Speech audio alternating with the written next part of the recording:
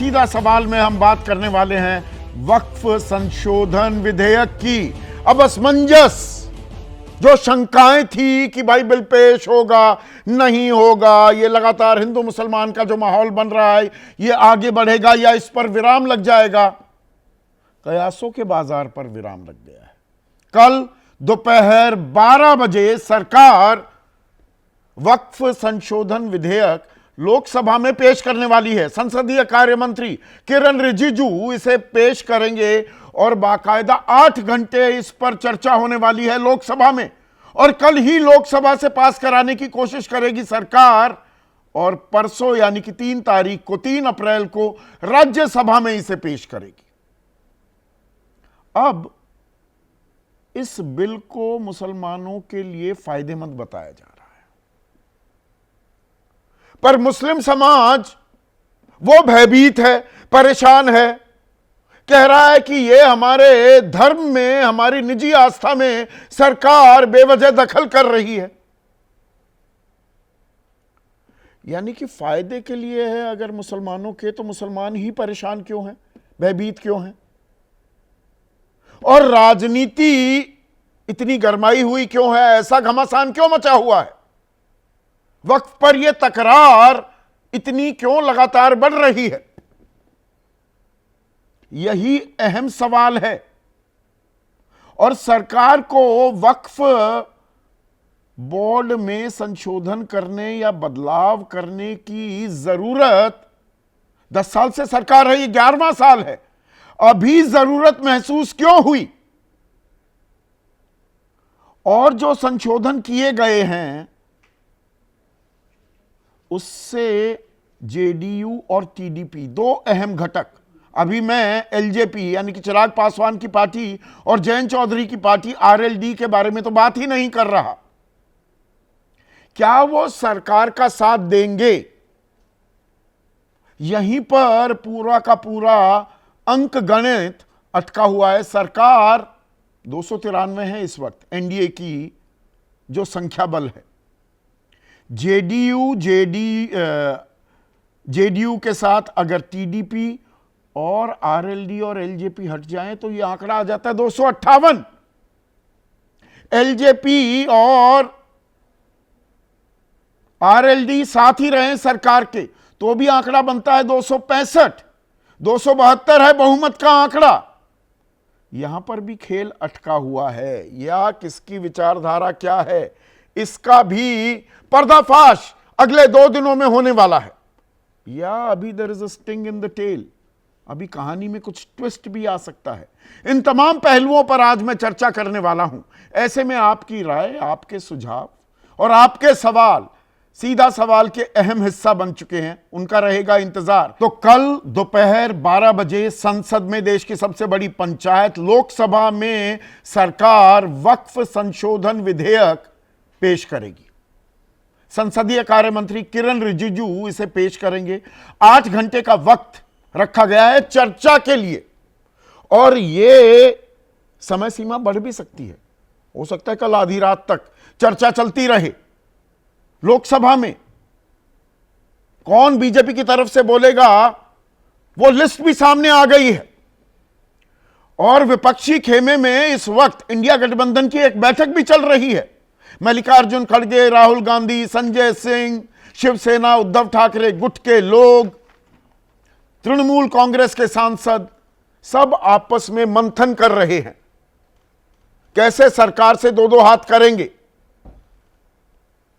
पर यहां पर सबसे दिलचस्प बात, एक डिलिशियस आयरनी शब्द का मैं इस्तेमाल करता हूं कई बार, अंग्रेजी का जो ये फ्रेज है, डिलिशियस आयरनी इस पूरे के पूरे विवाद में यह है कि सरकार कह रही है ये विधेयक, ये संशोधन हम लेकर आ रहे हैं मुसलमानों की भलाई के लिए, और विपक्षी खेमा कह रहा है कि मुसलमान तो डरे हुए हैं, आतंकित हैं, भयभीत हैं, यह उन्हें परेशान करने के लिए, उन्हें पूरी तरह से घेटोआइज करने के लिए लाया जा रहा है। अब इसमें भलाई छिपी हुई है या राजनीति छिपी हुई है, यह समझने के लिए मैंने कल भी आपको बताया था, तो आज एक बार फिर दोहराना चाहूंगा। पहले तो यह समझ लीजिए ये वक्फ नाम की चिड़िया क्या होती है। यह अरबी भाषा का शब्द वकूफा से बना हुआ है। वक्फ धार्मिक या दान के मकसद से दी गई संपत्ति वो वक्फ कहलाती है और वो अल्लाह के नाम हो जाती है, अल्लाह की हो जाती है। तो अल्लाह को जो चीज दे दी, खुदा को जो चीज दे दी, वो वापस तो ली नहीं जा सकती। और देश में कुल मिलाकर 32 वक्फ बोर्ड हैं और फौज यानी कि सेना और रेलवे के बाद वक्फ बोर्ड जमीन के मामले में तीसरा सबसे बड़ा जमीन मालिक है पूरे देश में। अब 10 साल से सरकार है, अब यह बदलाव क्यों लाया जा रहा है या करने की कोशिश क्यों की जा रही है, इसकी भी पृष्ठभूमि समझिए। दरअसल वक्फ एक्ट यह कानून बना 1954 में। 1964 में सेंट्रल वक्फ काउंसिल का गठन हुआ। 1995 में इसमें बड़ा संशोधन हुआ और 2013 में एक बार फिर संशोधन किया गया। अब सरकार कह रही है कि देखिए बड़ा गड़बड़ झाला हो जाता है, कोई भी वक्फ के नाम पर किसी भी जमीन को वक्फ बोर्ड की बता देता है, ट्राइब्यूनल में ही जाकर सिर्फ अपील की जा सकती है, ना सिविल कोर्ट जा सकते, ना किसी और अदालत या हाई कोर्ट। तो इसको तो रोकने की जरूरत है और अवैध कब्जे या गोरख धंधे का कोई जरिया बन जाए वो तो कतई नाकाबिले बर्दाश्त होता है, इसमें तो कोई दो राय नहीं। पर हमारे संविधान का अनुच्छेद 25 और 26 भी है जिसमें धार्मिक आजादी के तहत इस तरह के संगठन जो बनते हैं या बोर्ड बने वो चलने देने चाहिए। यह अधिकार भी दिया गया है खास अल्पसंख्यकों को। पर अल्पसंख्यक इस बात का बेजा इस्तेमाल तो नहीं कर सकते, यह बात भी बिल्कुल सही है। अब उमर अब्दुल्ला मुख्यमंत्री हैं जम्मू कश्मीर के, वो कहते हैं एक ही मजहब को निशाना बनाया जा रहा है, केवल हमारे खिलाफ ही कार्रवाई की जा रही है। तेजस्वी यादव कह रहे हैं कि यह असंवैधानिक बिल है, बीजेपी नागपुर का कानून थोपना चाहती है। जबकि संसदीय कार्य मंत्री जो इस बिल को पेश भी करेंगे, किरण रिजिजू, कह रहे हैं कि अगर हम असंवैधानिक कानून लाएंगे तो क्या सुप्रीम कोर्ट चुप बैठेगा। वक्फ की बताई जमीन का हिसाब किताब होना चाहिए, आम मुसलमान तो समर्थन कर रहा है। अब इसमें कैच लाइन आप देखिए, वक्फ की बताई जमीन का हिसाब किताब होना चाहिए, यानी कि किसी को भी बता देते हैं। अब ये कहीं आधी अधूरी जानकारी तो नहीं दी जा रही। 9,40,000 एकड़ जमीन है वक्फ के तहत जो आती है। कुल मिलाकर जो संपत्तियां हैं, ये मैंने अभी एकड़ की बात बताई तो कंफ्यूज मत होइएगा, 9,40,000 एकड़ वक्फ की जमीन है, लेकिन कुल संपत्तियां हैं 8,72,804। क्षेत्रफल और कुल संपत्तियों का फर्क समझिए। कब्रिस्तान के तहत 1,50,569 संपत्तियां आती हैं। कृषि भूमि 1,40,803, मस्जिद 1,19,280, दुकानें 1,13,193, मकान 92,517, भूखंड 64,975, दरगाह, मजार और मकबरा 33,502 और मदरसा 14,014।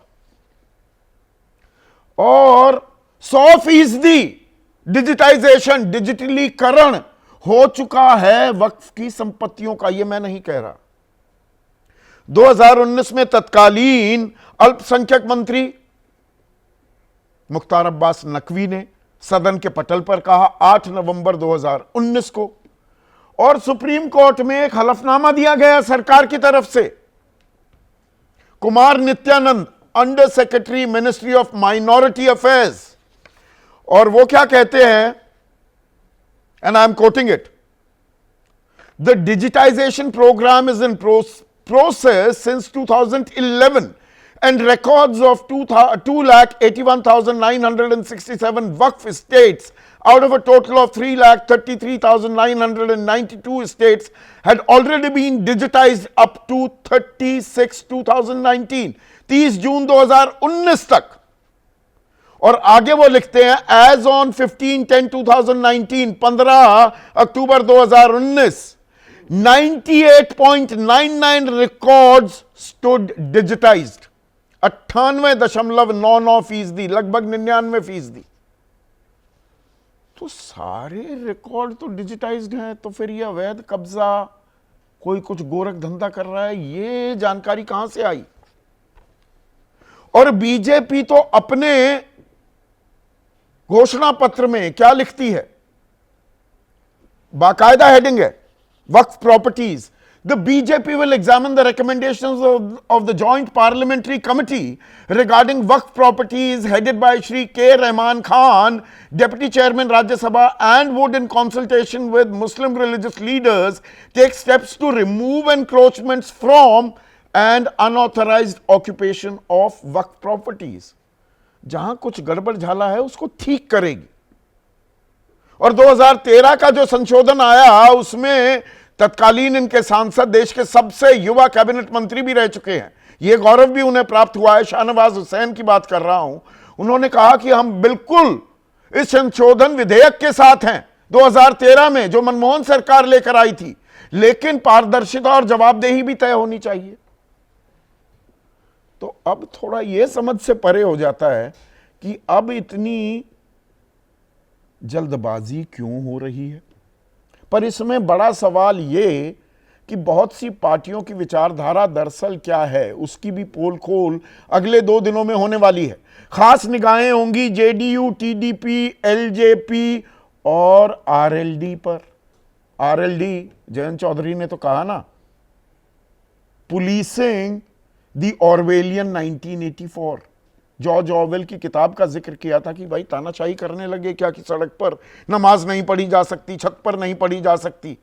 ये थॉट पुलिस हर जगह हमारे निजी जिंदगी में दखल दे रही है क्या, ये जयंत चौधरी ने कहा था। तो अब वक्फ संशोधन विधेयक पर क्या कहेंगे, चिराग पासवान क्या कहेंगे?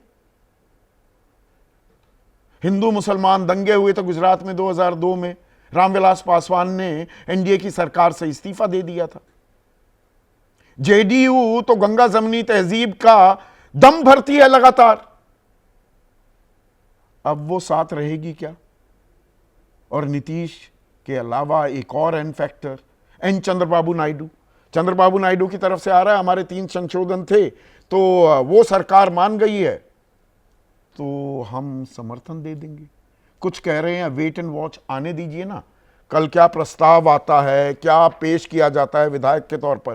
केसी त्यागी वरिष्ठ नेता हैं जेडीयू को, कह रहे हैं कुछ सुझाव दिए हैं, हमारे सांसद चर्चा के वक्त सदन में बात रखेंगे। सदन में बात रखेंगे या उससे आगे बात चली जाएगी। संजय झा एक और वरिष्ठ नेता हैं, देखिए अलग अलग बोली एक ही पार्टी में कैसे हो जाती है जेडीयू के। वो कह रहे हैं वक्फ बिल पहली बार नहीं आ रहा है, आने तो दीजिए, बिल क्या आता है देखते हैं।